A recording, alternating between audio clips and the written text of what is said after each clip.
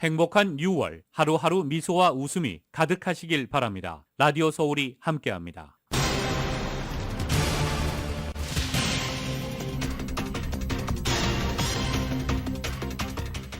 멕시코에서 한국 국민 2명이 총격을 당해 현재 중환자실에서 치료를 받고 있습니다. 한국 외교부 당국자는 현지 시간으로 26일 오후 4시 50분쯤 멕시코 툴루카에서 한국 국민 2명이 총격을 당했다고 밝혔습니다.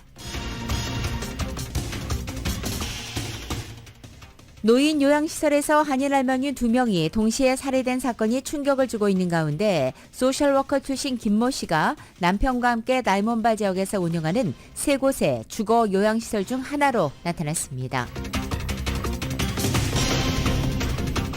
일본 정부가 한국 대법원의 강제징용 배상 판결에 반발해서 한국을 수출심사 우대국, 이른바 화이트리스트에서 제외한 지 4년 만에 이 화이트리스트에 완전 복귀시키기로 결정했습니다.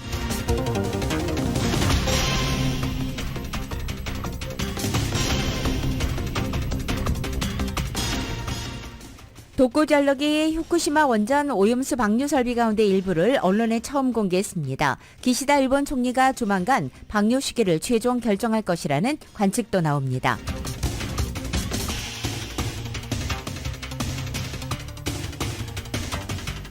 조 바이든 대통령이 어제 자신의 경제 성과를 집중적으로 홍보하는 3주간의 인베스트 인 아메리카 투어에 나섰습니다. 카말라 해리스 부통령이 50%에 육박하는 비호감도로 최근 30년 새 역대 미국 부통령 중 가장 인기가 낮은 것으로 나타났습니다. 무장 반란을 일으켰던 바그너 그룹 수장 프리고진의 전용기가 벨라루스에 도착한 것으로 전해졌습니다. 러시아 당국은 프리고진에 대한 기소를 취하고 수사를 마쳤습니다. 한편 이번 바그너 그룹 반란 사태에 서방 첩보기관 연루설이 제기되자 조 바이든 대통령은 미국은 전혀 관여하지 않았다고 공개적으로 밝혔습니다. 윤석열 정부 국정과제로 도입이 추진된 만나이 통일법이 한국 시간으로 28일부터 시행됩니다. 전 국민의 나이가 현재보다 한두 살 줄어드는 것입니다.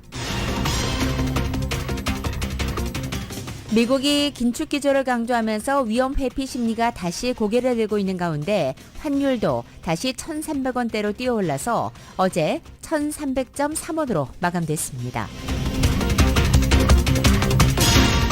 남겨주직 오늘도 대체로 맑은 날씨에 LA 한인타운 낮 최고 기온은 76도로 예상됩니다. 이 시간 주요 뉴스는 하늘 위 호텔 세계 최대 항공기 아시아나항공 A380에서 차별화된 서비스를 만나보세요. 고국까지 편안하고 안전하게 모시는 아시아나항공 제공입니다.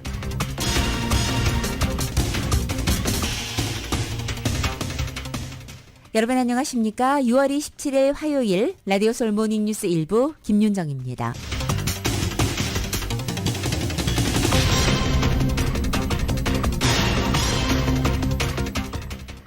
노인 요양시설에서 한인 할머니 2명이 동시에 살해된 사건으로 충격을 주고 있는 가운데 멕시코에서 한국 국민 2명이 총격을 당해 중환자실에서 치료를 받고 있다는 소식이 들어왔습니다. 이은 기자가 정리해드립니다.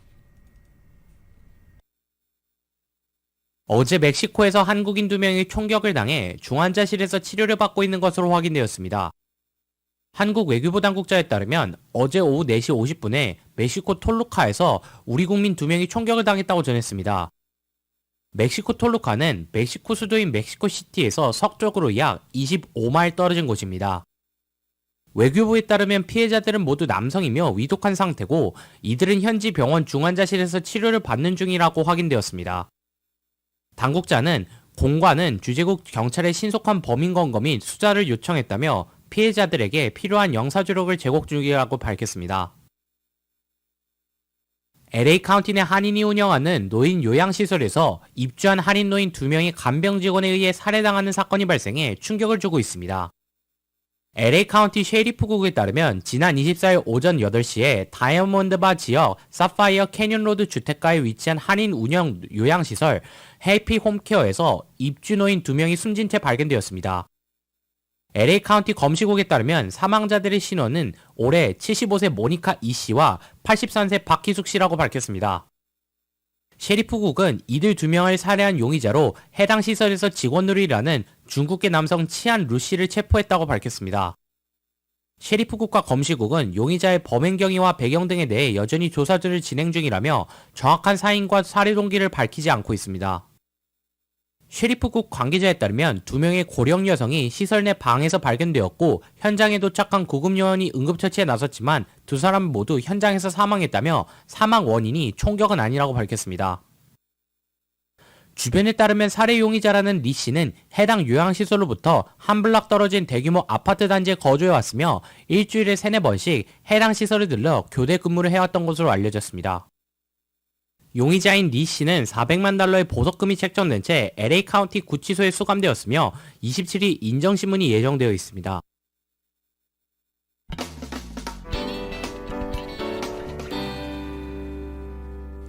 이번에 러시아 관련 소식입니다. 무장 반란을 일으켰던 바그너 그룹의 수장인 프리고진의 전용기가 벨라루스에 도착한 것으로 전해졌습니다. 러시아 당국은 프리고진에 대한 기소를 취하하고 수사를 마쳤습니다. YTN의 보도입니다. 항공기 추적 사이트 플라이트레이더 24에 항공기의 이동 경로가 나타납니다. 이 항공기는 엠브라에르 레거시 600 제트기로 미국 해외자산 통제국에 등록되어 있는 프리고진 전용기입니다. 러시아를 출발해 벨라루스 수도 민스크에 도착하는 경로가 선명히 드러났습니다. 우크라이나 현지 매체도 현지 시간 27일 새벽 프리고진 전용기가 러시아 남부 로스토프주에서 출발한 뒤 오전 7시 40분쯤 벨라루스 수도 민스크 주변 공군기지에 착륙했다고 전했습니다. 지난 24일 러시아군 수뇌부 처벌을 요구하며 무장 반란을 일으킨 프리고진은 루카셴코 벨라루스 대통령과 협상을 통해 벨라루스로 떠나기로 하고 당일 반란을 중단했습니다. 이후 프리고진은 정권 전복이 반란의 목표가 아니었다고 밝히고는 자신의 위치는 공개하지 않았습니다. Второй фактор. Мы шли для демонстрации своего протеста, а не для свержения власти в стране. 러시아는 반란을 주도한 프리고진과 가담자들에 대한 기소를 취하한다고 밝혔습니다. 러시아 연방보안국은 프리고진이 이끈 무장 반란에 대한 수사를 마쳤다면서 이처럼 말했습니다. 하지만 러시아 안팎에서는 푸틴 대통령이 어떤 식으로든 보복할 것이란 전망이 나오고 있습니다. 프리고진이 일단 벨라루스를 거쳐 바그너 그룹이 활동 중인 아프리카로 향할 것이란 예상도 나오고 있습니다. YTN 이종수입니다. 이렇게 민간 용병그룹 바그너의 수장 프리고진이 자신의 행동을 정당화하는 육성 메시지를 낸 가운데 푸틴도 유혈 사태를 피하려고 했다면서 러시아군의 대응이 소극적이었다는 지적에 대응했습니다. 또 이제는 공격의 화살을 서방 세계로 돌리는 모습도 나오고 있습니다. KBS의 보도입니다. 바그너 그룹은 반란이 끝난 이후에도 종전의 업무를 계속하고 있다고 밝혔습니다. 일부는 완전 무장한 채 우크라이나 전선에 복귀했다고 영국 가디언지가 보도했습니다. 하지만 바그너 그룹의 수장 프리고진은 여전히 행방을 알 수 없습니다. 그의 전용기가 벨라루스에 도착했다는 보도는 있지만 그의 탑승 여부는 확인되지 않았습니다. 프리고진은 다만 육성 메시지를 통해 자신의 행동은 정의의 행진이었고 러시아를 전복하려던 게 아닌 항의였다고 주장했습니다. 또 피를 흘리지 않기 위해 멈췄다고도 했습니다. Мы шли для демонстрации своего протеста, а не для свержения власти в стране. 역시 반란 종료 후 처음으로 대국민 연설에 나선 푸틴 러시아 대통령은 프리고진의 주장을 반박했습니다. 바그너 그룹의 행동을 반역으로 규정하고 피를 원한 건 그들이었으며 유혈 사태를 피하려 한 건 자신이었다고 강조했습니다. 러시아군의 대응이 소극적이었을 정도로 푸틴의 기반이 취약했다는 서방의 보도에 반박하기 위한 발언으로 보입니다. Поэтому с самого начала событий по моему прямому поручению предпринимались шаги, чтобы избежать большой крови. 이런 가운데 러시아 정부는 이번 반란에 서방 정보기관이 연루됐는지를 조사하고 있다고 밝혔습니다. 하지만 바이든 미국 대통령은 전혀 관련이 없다고 선을 그었습니다. We made clear that we were not involved. We had nothing to do with it.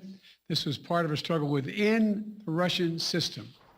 푸틴은 대책회의를 소집하고 우방국과 접촉하는 등 사태 수습에 나선 가운데 서방 세계는 불확실성이 아직 사라지지 않았다며 만일의 사태에 대한 경계를 늦추지 않고 있습니다. KBS 뉴스 박일중입니다. 이렇게 러시아가 홍역을 치르는 동안에도 우크라이나 전선에서는 치열한 전투가 이어지고 있습니다. 우크라이나 대통령은 동부 도네츠크 전선을 깜짝 방문하는 등 기회를 잡기 위한 행보를 시작했습니다. YTN입니다. 우크라이나 총참모부는 하루 동안 러시아군과 36번 전투를 치렀다고 발표했습니다. 탄약고와 포병 진지 등을 공격했으며 무인 항공기도 요격했다고 주장했습니다. 격전지 도네츠크주에서의 승리 영상도 올렸습니다. 2023 року бійцями 2-го механізованого батальйону 31-ї механізованої бригади було звільнено селище Рівнопіль. Орки тікають, ми йдемо вперед. Слава Україні! героям слава! 젤렌스키 우크라이나 대통령은 도네츠크주의 바흐무트 전선을 찾았습니다. 공을 세운 병사들을 포상하고 격리했습니다. 진지를 둘러보며 함께 사진을 찍는 등 사기 진작에 애를 썼습니다. Україна пишається кожним з вас. Ви круті, міцні, наші справжні. 우크라이나군의 대반격 작전이 눈에 띌 만한 성과를 거뒀다는 소식은 아직 없습니다. 공격 부대인 바그너 그룹이 지난달 이미 철수했고 러시아군은 방어 위주 대응을 유지하고 있기 때문이란 분석입니다. 하지만 푸틴 대통령의 지도력이 손상됐고 러시아군 사기도 떨어진 만큼 서방 지원이 굳건한 우크라이나에 유리한 쪽으로 전황이 바뀔 것이라고 보는 이가 많습니다. YTN 유저복입니다. 러시아 용병기업 바그너 그룹의 반란 사태로 철옹성 같던 블라디미르 푸틴 대통령 통치 체계에 균열이 드러나면서 푸틴에 대한 시진핑 중국 국가주석의 지지가 흔들릴 수 있다는 분석이 제기됐습니다. 중국과 러시아는 서로를 미국 주도 국제질서에 대항하는 반서방연대의 핵심 파트너로 여기면서 최근 수년간 밀착해왔습니다. 양국의 유대는 지난해 러시아가 우크라이나를 침공한 이후에 더 끈끈해졌습니다. 중국은 러시아에 대한 국제사회의 비판이나 제재에 동참하지 않고 교역을 오히려 늘렸고 시 주석도 푸틴 대통령과 돈독한 관계를 유지하고 있습니다. 하지만 이번 용병 쿠데타로 푸틴 정권의 지속 가능성을 확신하지 못하게 되면서 시 주석으로서는 계속 지지해야 할지 고민스러운 상황이 됐다는 것입니다. 영국의 가디언은 26일자로 공개적으로는 푸틴 대통령에 대한 시진핑 주석의 지지가 변함이 없겠지만 이번 반란을 계기로 해서 시 주석이 푸틴 지지를 두고 손익계산서를 따지게 될 것이라고 보도한 것입니다. 러시아에 대한 중국의 지원은 실용주의와 이념에 기반을 두고 있는데 이번 사태로 인해 실용주의가 크게 훼손됐다며 시 주석은 푸틴을 계속 지원할지와 푸틴 정권의 수명 단축 가능성을 염두에 둔 위험 회피 사이에서 균형을 맞춰야 하는 딜레마를 안게 됐다라고 지적한 것입니다. 시 주석 입장에서는 푸틴 대통령이 권좌에서 내려오게 될 경우에 대비해야 하는데 지금까지처럼 푸틴을 지지할 경우 잠재적 후계자와의 관계를 망칠 위험이 있다는 것입니다. 중국 정부가 용병 철수로 반란 사태가 일단락된 뒤인 25일자에야 입장을 내는 등 신중하다 못해 소극적인 행보를 보인 것도 이와 무관치 않아 보인다는 분석도 나오고 있습니다. 라디오 솔 모닝뉴스 2부 미국과 로컬 소식은 정말 핫하고 촉촉하고 맛있는 사상 최고의 맥도널드 버거가 있습니다. 그 누구보다 먼저 먹고 싶은 맥도널드 제공입니다.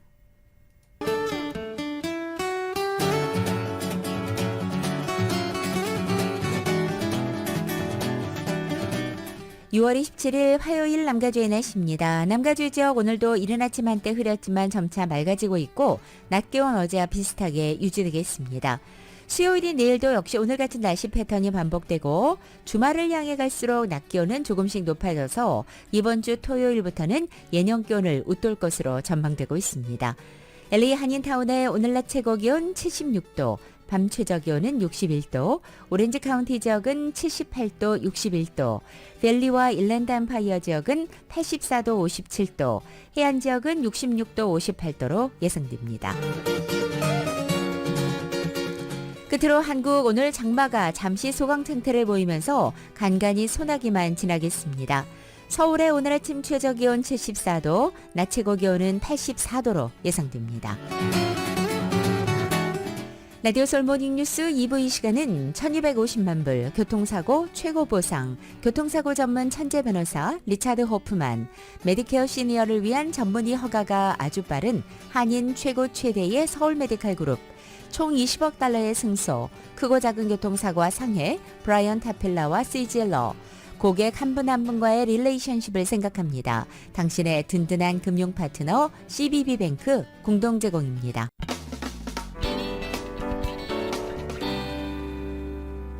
라디오 솔모닝 뉴스 2부 듣고 계시는 지금 시각 8시 18분 넘어섰습니다.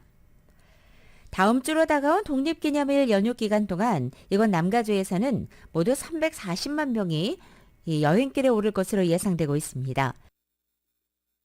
이번 연휴 기간 한인들의 여행 수요 역시 폭등할 것으로 보입니다. 이은 기자가 전해드립니다. 26일 남가주 자동차 클럽에 따르면 다가오는 독립기념일 연휴 남가주에서 340만 명이 여행길에 올라 팬데믹 이전 수준에 근접하게 여행 수요가 회복된 것으로 나타났습니다. 해당 수치는 여행객 수에서 최고치를 기록한 2019년에 비해 불과 1% 낮은 수준입니다. 지난해 독립기념일 연휴 기간 관광길에 오른 가주민 숫자보다 4.4%나 상승한 수치입니다. 270만 명의 남가주민이 자동차로 여행을 떠나고 51만 7천 명의 주민들이 비행기로, 그리고 25만 3천 명의 주민들이 버스 혹은 크루즈를 이용해 이번 독립기념일 기간 동안 관광길에 오릅니다. 전국적인 수치로는 5,100만 명이 여행길에 오르며 팬데믹 이전 2019년의 기록을 돌파할 것으로 보입니다. 올해 독립기념일이 화요일에 걸리면서 그 전주 토요일인 1일부터 시작해 독립기념일 당일에 관광에서 돌아오는 방향으로 주로 연휴 여행 계획이 진행될 것이라는 관측이 나오고 있는 상황입니다. 타운 내 한인들도 다가오는 독립기념일 연휴 기간 동안 관광 수요가 폭발하면서 타운 내 관광업체들이 특수를 톡톡히 누리고 있습니다. 올해 독립기념일 연휴 기간 동안 한인들의 관광 수요가 지난해에 비해 급증한 상황이라고 타운 내 관광업체들이 입을 모았습니다. 관광업계에 따르면 올해 독립기념일 연휴 사이 평일이 껴있다 보니 장기간 혹은 단기간 등 다양한 형태로 관광을 나선다고 설명했습니다. 3호 관광입니다. 네, 아무래도 올해 지금 작년 기준으로 보면 한 40% 이상 증가한 상황이에요. 지금 독립기념일 같은 경우에는 올해 같은 경우는 뭐 캐나다라든지 항공으로 이동하시는 뭐 큰바위하고 옐로스톤 또 알래스카까지 이런 상품들이 굉장히 많이 또 인기를 끌고 있는 것 같아요. 또한 연휴 기간 동안 많은 한인들이 쇼핑은 물론 외식 등 다양한 경제 활동들에 나설 것으로 기대되며 침체된 타운에 활기가 생길 것으로 보여집니다. 라디오 서울 뉴스 이은입니다. 지난 5월에 전국적으로 렌트 비용이 하락했습니다. 메트로 대도시 중에서는 라스베가스와 리버사이드, 샌바나디노 지역의 렌트비가 가장 큰 폭으로 떨어졌습니다. 정효로 기자가 전해드립니다. 지난달 전국의 렌트비 중간 가격이 하락했습니다. 코로나 팬데믹 이후 전국에서 렌트비 중간가가 전년에 비해서 하락한 것은 이번이 처음입니다. 지난달 전국의 렌트비 평균 가격은 월 1,739달러로 집계됐는데 이 액수는 전달인 4월과 비교하면 거의 같은 가격이지만 지난해 이맘때와 비교해서는 0.5%가 하락한 수치입니다. 리얼터닷컴이 지난 2020년 3월부터 전국의 렌트비 통계를 시작한 이후 전년과 비교해 렌트비가 하락한 것은 이번이 처음입니다. 리얼터닷컴의 수석 경제학자는 렌트비 상승이 인플레이션을 부추겨 오던 것이 이제 주춤하면서 전반적으로 물가 압력이 좀 나아질 것으로 전망했습니다. 고공행진하던 렌트비는 지난해 7월부터 조금 수그러들기 시작했는데 그래도 코로나 팬데믹 이전인 2019년과 비교하면 여전히 25% 정도 높은 상황입니다. 코로나 팬데믹 때 물가가 오르면서 렌트비는 2021년부터 치솟기 시작했습니다. 주택가격도 팬데믹을 거치면서 많이 올라 주민들이 집장만이 어려워 렌트를 살면서 렌트비가 덩달아 올라 세입자들이 많은 어려움을 겪고 있습니다. 치솟기만 하던 렌트비가 다소 수그러들면서 세입자들에게는 여건이 좋아졌지만 여전히 렌트비는 코로나 이전보다는 많이 오른 상태입니다. 렌트비 하락은 특히 서부와 남부에서 두드러졌습니다. 지난달 서부 지역에서는 렌트비가 평균 3%가 하락했고 남부 지역에서는 0.7% 하락했습니다. 하지만 북동부와 중서부 지역에서는 렌트비는 계속해서 오르는 추세입니다. 중서부에서는 주택가격이 비싸지 않기 때문에 렌트 수요가 덜하고 북동부 지역에서는 잡마켓이 튼튼해서 렌트 수요가 계속 늘어나기 때문에 렌트비가 계속 인상되는 것으로 풀이됐습니다. 지난달 메트로 대도시 중에서 렌트비가 가장 많이 하락한 지역은 라스베가스로 전년과 비교해 6%가 하락했습니다.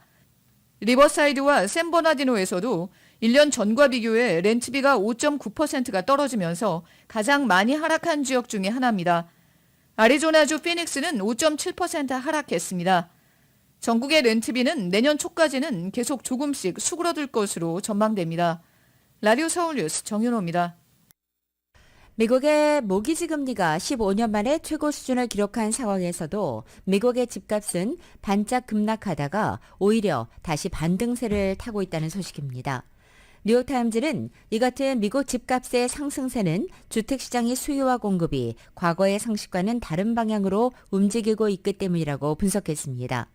미국의 주택가격은 연준이 기준금리를 급격하게 올렸던 지난해 하반기에 큰 폭으로 하락했습니다. 하지만 올 들어서 주택가격이 다시 반등하고 있다는 것입니다. 미국 부동산 중개인협회 NAR에 따르면 지난달 기존 주택 중위가격은 석 달 연속 상승했습니다.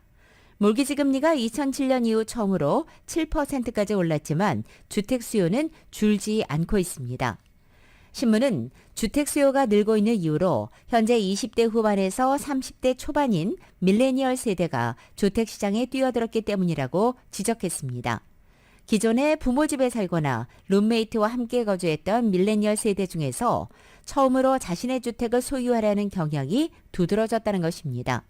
전문가들은 코로나 사태 기간에 일반화된 재택근무가 밀레니얼 세대의 생애 첫 주택 소유 의욕을 자극했다고 풀이하고 있습니다. 이처럼 밀레니얼 세대의 주택 수요가 늘어난 상황에서 주택 공급이 감소한 것도 집값을 자극한 요인으로 꼽힙니다. 주택 소유자들이 집을 내놓지 않는 이유는 고금리 때문입니다. 1주택 소유자의 입장에서는 기존 주택을 팔고 새로운 주택으로 이사를 가야 하는데 이 모기지 금리가 7%까지 급상승한 상황에서는 새 주택을 구한 것이 부담스럽다는 것입니다. 특히 현재 주택 소유자들의 상당수는 코로나 직후인 2020년, 21년 기준금리가 사실상 제로까지 떨어졌던 기간에 대환대출 등을 모기지 금리를 낮춘 상황이기 때문에 현재 주택을 처분할 이유가 더욱 줄어들었다는 설명도 나오고 있습니다. LA 수도전력국 DWP가 날씨 비상 상황에서 전력 공급을 중단하는 기준을 완화할 것으로 보입니다. LA DWP는 바로 오늘 이사회를 열고 기상이변으로 전력 사용량이 급격히 늘어나는 경우 전력 공급을 중단하는 안에 대해서 논의를 하게 됩니다. 오늘 이사회가 논의하는 핵심은 극단적인 기상이변으로 필요하다는 판단이 들 때 요금 체납 가구들에 대해서 전력 공급을 중단하는 것입니다. 다시 말해 폭염주의보를 비롯해 과도한 폭염주의보, 과도한 폭염경보, 그리고 각종 겨울 추위 관련 주의보와 경보 등이 발령될 때 LADWP가 요금 체납 가구들에게 전력 공급을 하지 않는 방안입니다. 이를 위해서 LADWP는 국립기상청의 날씨 관련 알럿이 나오면 이것을 그대로 받아들여 즉각적으로 필요 조치를 내린다는 방침입니다. 이 같은 새로운 전력 공급 중단 방안을 검토하는 것은 기상이변으로 인해 혹독한 날씨가 진행되는 동안 취약한 거주자 등 모든 고객들의 건강과 안전을 지키기 위해서라고 설명하고 있습니다. 한편 이번 새로운 전력 공급 중단안에는 전력 공급 중단 조치를 취하는 기준을 보다 완화시키는 것으로 조사됐습니다. 캘리포니아주의 일부 스몰 비즈니스 업주들을 위한 유급병가 지원 프로그램 신청이 28일 내일자로 마감됩니다. 이 프로그램은 지난해 캘리포니아주에서 코로나로 인한 유급병가를 제공한 스몰 비즈니스나 소규모 비영리 단체에게 최소 $5,000에서 최대 $50,000를 지원하는 것입니다. 보조금은 업주가 지난해 초부터 말까지 1년간 직원들에게 유급병가를 명목으로 지급한 금액에 따라서 차등 지급되고 여러 개의 사업체를 가진 업주는 한 개 업소에만 신청이 가능합니다. 신청 자격 대상은 캘리포니아주에 물리적인 사업체를 갖고 있고 2021년에서 22년 사이 직원 수가 26명에서 49명으로 그리고 2021년 6월 이전부터 지금까지 운영하고 있는 비즈니스나 단체가 이에 해당합니다. 제출 서류는 신청서, 또 캘리포니아주나 로컬 정부에서 공식 인증한 사업자 등록증, 또 수익 증빙이 가능한 세금 보고서와 신분증 등입니다. 신청서는 캘리포니아주 유급병가 지원 프로그램 공식 웹사이트에서 가능합니다. 게빈 뉴섬 캘리포니아 주지사와 민주당 입법 지도자들이 2023-24 예산안에 합의했습니다. 또 캘리포니아주에서 부당한 가솔린 가격 인상을 저지하기 위한 정유회사 바가지 가격 처벌 법안이 어제부터 전국 최초로 발효됐습니다. 이은 기자가 정리해드립니다. 게빈 뉴섬 주지사와 민주당 입법 지도자들이 2023-2024 예산안에 합의했습니다. LA타임즈의 보도에 따르면 뉴섬 주지사와 민주당 지도자들은 어제 3,180억 달러 규모의 새 예산 지출안에 합의했습니다. 이들은 기후변화 대응을 위한 투자를 줄이고 대신 뉴섬 주지사가 막판에 제안한 인프라스트럭처 프로젝트 속도를 높일 수 있도록 한 타협안을 마련했습니다.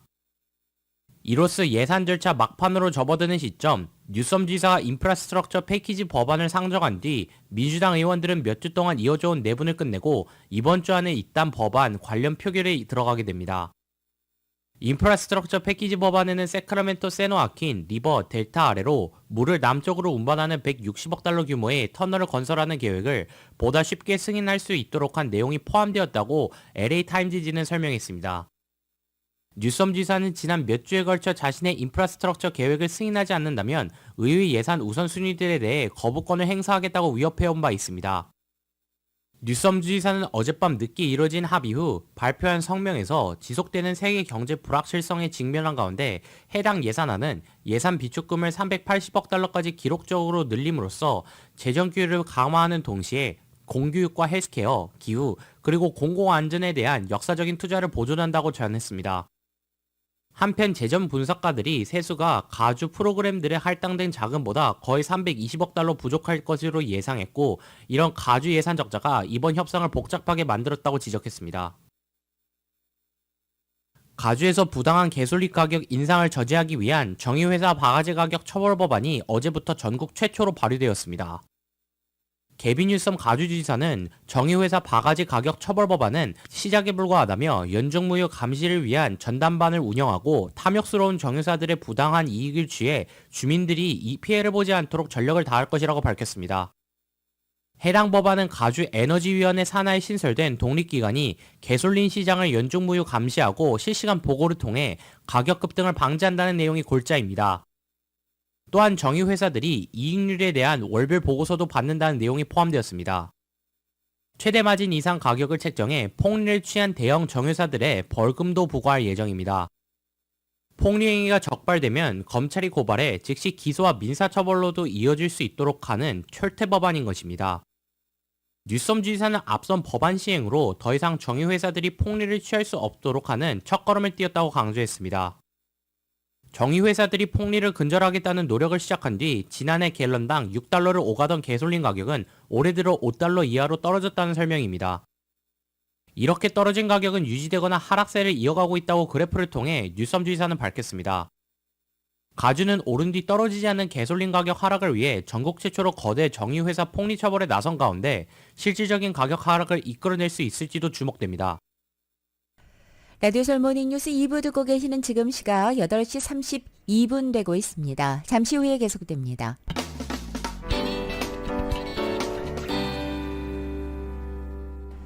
조 바이든 대통령이 어제 자신의 경제 성과를 집중적으로 홍보하는 3주간의 인베스트 인 아메리카 투어에 나섰습니다. 인베스트 인 아메리카는 획기적인 미국 투자를 통해서 경제 부흥을 꾀한다는 바이든 대통령의 정책 슬로건입니다. 바이든 대통령은 어제 첫 번째 이벤트로 백악관 연설을 통해서 초고속 인터넷의 실질적인 전국화를 천명하고 미국의 모든 지역을 초고속 인터넷으로 연결하기 위해서 400억 달러의 자금을 할당한다고 밝혔습니다. 초고속 인터넷은 사치품이 아니라 절대적인 필수품이라면서 이 자금으로 2030년까지 모든 미국인이 신뢰할 수 있는 초고속 인터넷에 연결할 수 있게 될 것이라고 말했습니다. 미국에서는 약 2,400만 명이 경제적 이유나 또 광섬유 연결이 되지 않는 곳에 거주한다는 이유로 인터넷 혜택을 받지 못하고 있습니다. 850만 이상의 가정과 중소기업이 초고속 인터넷 인프라가 없는 지역에 살고 있다는 것이 백악관의 설명입니다. 이날 초고속 인터넷 전국화 선언은 바이든 대통령의 최대 입법 성과 중 하나인 천문학적인 액수의 초당적 인프라법을 통한 미국 재건 의지를 밝힌 것입니다. 하지만 1년 4개월 앞으로 다가와 있는 내년 대선을 겨냥한 경제 성과 알리기 측면이 강한 것으로 해석됩니다.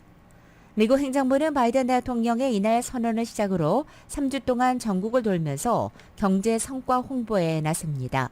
바이든 대통령은 오늘 메릴랜드주의 대선 캠페인 리셉션에 참석하고 28일에는 일리노이주 시카고를 찾아 이른바 바이든 노믹스 연설을 합니다.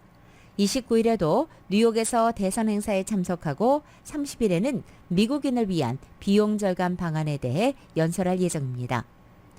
카말라 해리스 부통령과 각 부처 장관 역시 총출동해서 미국 각지에서 인플레이션 감축법과 반도체법, 인프라법까지 입법 성과를 통한 미국 경제 회생 시동을 알리는 데 주력할 방침입니다. 이런 가운데 카말라 해리스 부통령이 50%에 육박하는 비호감도로 최근 30년 사이 역대 미국 부통령 중에 가장 인기가 낮은 것으로 조사됐습니다.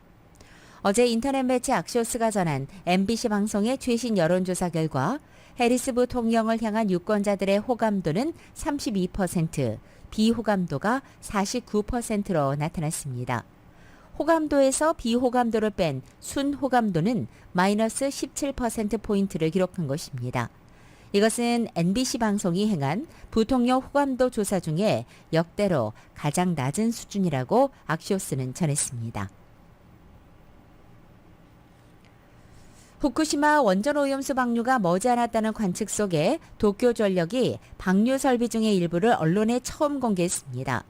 방류를 위한 절차들이 하나둘 마무리돼가면서 기시다 총리가 조만간 방류 시기를 최종 결정할 것이라는 관측이 나옵니다. KBS의 보도입니다. 후쿠시마 원전 부지에서 바다와 가까운 쪽에 푸른색 배관이 설치됐습니다. 정화 처리를 거친 오염수를 다량의 바닷물과 섞어 희석하는 장치입니다. 여기서 배출 기준을 맞춘다는 겁니다. 직경 2m, 길이 7m로 오염수가 지나는 배관보다 직경이 9배 크게 만들어졌습니다. 福島第一原発の敷地内にある工事が完了した設備は今日報道陣に公開されました。 지난 12일 시작된 방류 설비의 시운전은 보름 만에 끝났고 곧바로 일본 내 마지막 절차인 원자력 규제위원회의 사용전 검사도 시작됩니다.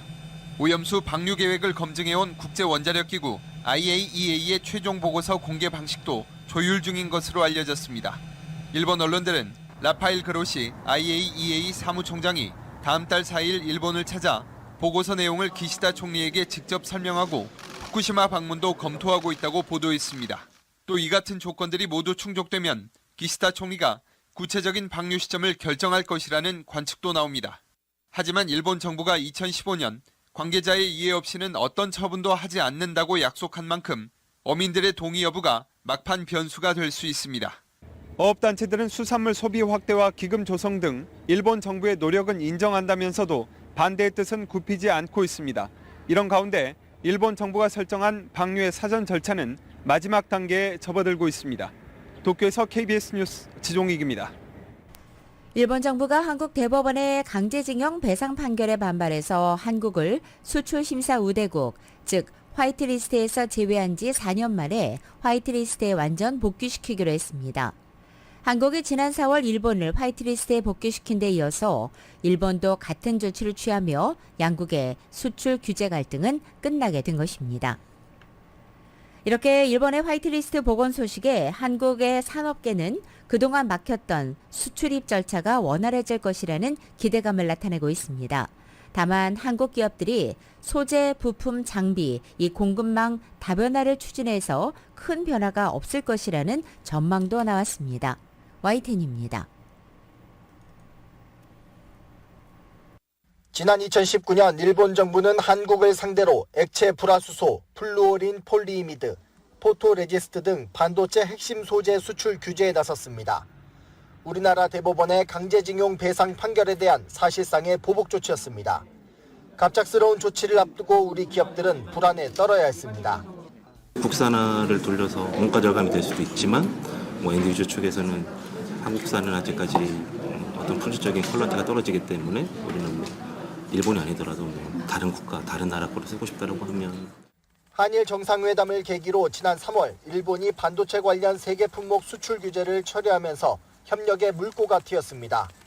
이어서 이번 화이트리스트 복원으로 한일 사이의 수출 규제 현안은 4년 만에 모두 해제됐습니다. 우리 정부는 수출 통제와 관련해 양국 사이의 신뢰가 완전히 회복됐다고 평가했습니다. 경제개혁 시 수출입 절차가 한층 간소화될 거라며 기대를 나타냈습니다. 화이트리스트가 다 재지정됨으로 인해서 그런 불필요한 수출입 규제로 인한 번거로움이라든지 절차적 복잡한 번거로움 이런 게 다 없어짐으로 인해서 그래도 기존보다는 좀 나아질 거다. 일본의 수출 규제에 칼을 빼든 지난 4년 동안 우리 기업들은 주요 소재를 국산화하고 공급망 다변화를 추진하는 전략을 이어갔습니다. 그 결과 100대 소부장 핵심 전략 기술 가운데 반도체 분야 수입액의 일본 비중은 4년 사이 10%포인트 가까이 줄었습니다. 이 때문에 일각에서는 일본의 화이트리스트 재지정에도 당장 국내 산업에 큰 변화는 없을 거란 전망도 나옵니다. YTN 양일혁입니다. 올 들어 한국 주식시장에서 큰손 역할을 하던 외국인 투자자가 돌아서고 있습니다. 미국이 긴축 기조를 강조하며 위험 회피 심리가 다시 고개를 들고 있는데 환율도 다시 1,300원대로 뛰어올랐습니다. 올해 부진할 거란 예상을 뒤엎고 1년 만에 2,640선까지 회복했던 코스피. 반도체 경기 회복 기대감에 외국인이 14조 원 어치를 사들인 덕을 봤습니다.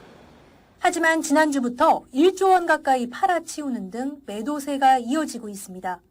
미국 연준의 기준금리 2차례 추가 인상 예상이 나온 게 투자자들의 위험자산 회피 심리를 키웠다는 분석입니다. 안전자산으로 꼽히는 달러 인덱스도 올라가며 환율은 2주일 만에 다시 1,300원대로 돌아왔습니다. 환율 상승은 국내에 투자하기 위해 들어와 있던 외국인들에게 환차손을 높이는 요인으로 작용을 하게 되다 보니까 지금이라도 좀 팔고 나가려는 그런 기조들이 나타난 것 아닌가 이렇게 판단을 해볼 수 있을 것 같습니다. 우리 경제 회복이 예상보다 더뎌질 수 있다는 어두운 전망도 기름을 붓고 있습니다.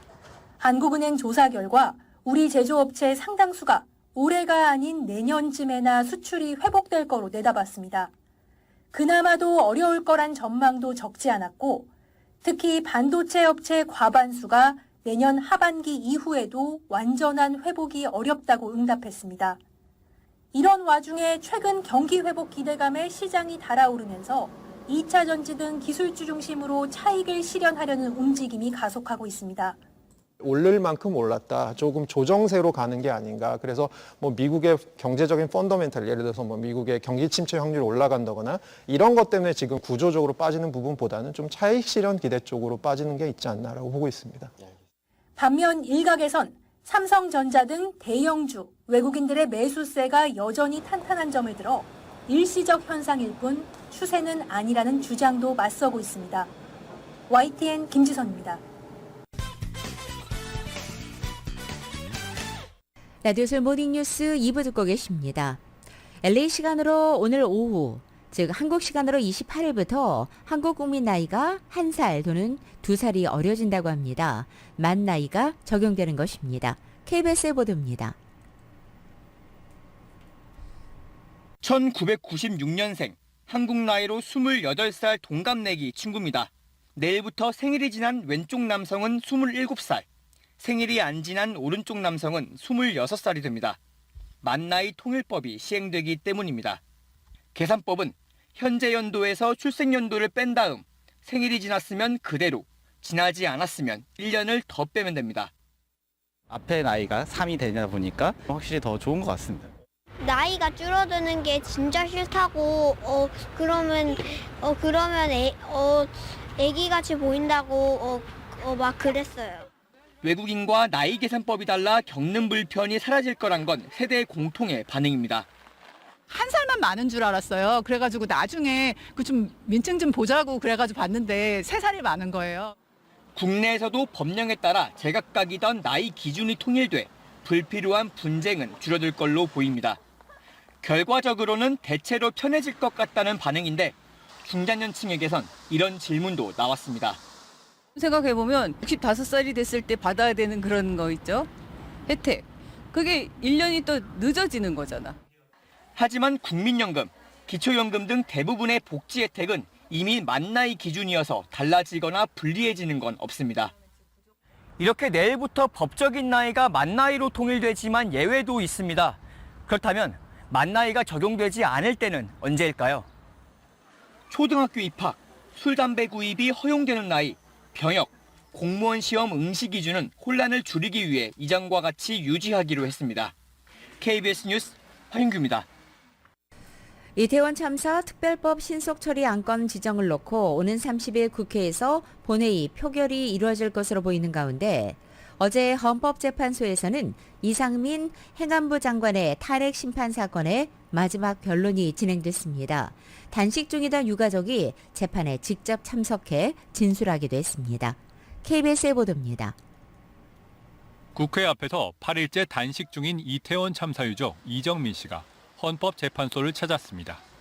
이상민 행정안전부 장관의 탄핵 심판 사건 마지막 변론 기일, 유가족을 대표해 발언 시간을 얻은 겁니다. 직을 수행한다면 우리 유가족들은 계속되는 트라우마를 끊을 수가 없을 겁니다. 탄핵이 되어져야만 이 나라가 안전할 수 있는 나라가 되어질 것이라는 확신을.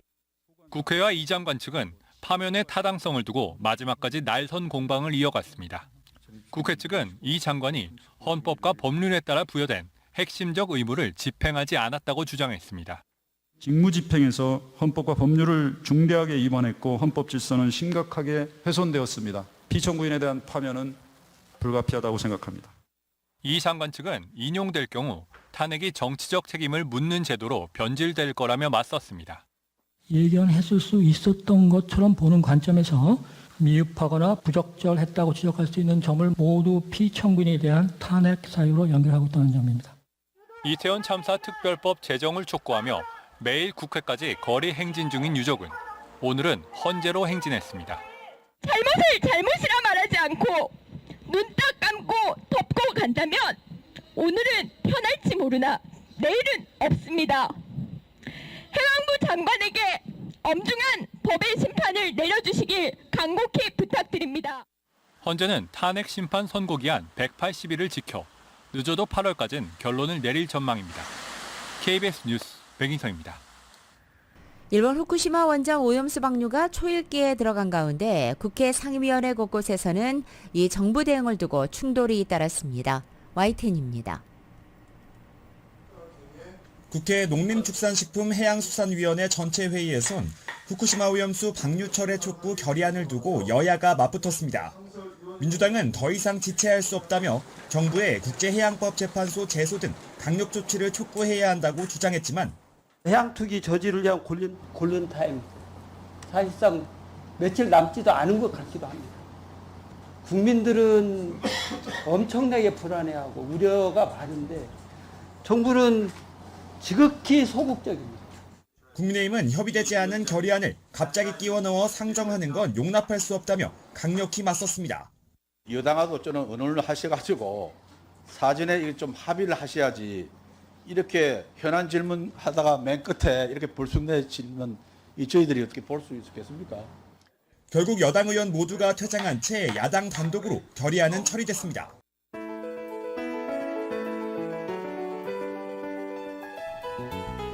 지금까지 라디오 솔 모닝뉴스 2부 함께 하셨습니다. 2부 이 시간은 1250만 불 교통사고 최고 보상, 교통사고 전문 천재 변호사 리차드 호프만, 메디케어 시니어를 위한 전문의 허가가 아주 빠른 한인 최고 최대의 서울 메디칼 그룹, 총 20억 달러의 승소, 크고 작은 교통사고와 상해, 브라이언 타필라와 시질러, 고객 한 분 한 분과의 릴레이션십을 생각합니다. 당신의 든든한 금융 파트너 CBB뱅크 제공으로 지금까지 진행해 김윤정이었습니다. 잠시 후 9시에는 강혜신의 오늘의 미국이 방송됩니다. 함께해 주신 여러분 고맙습니다.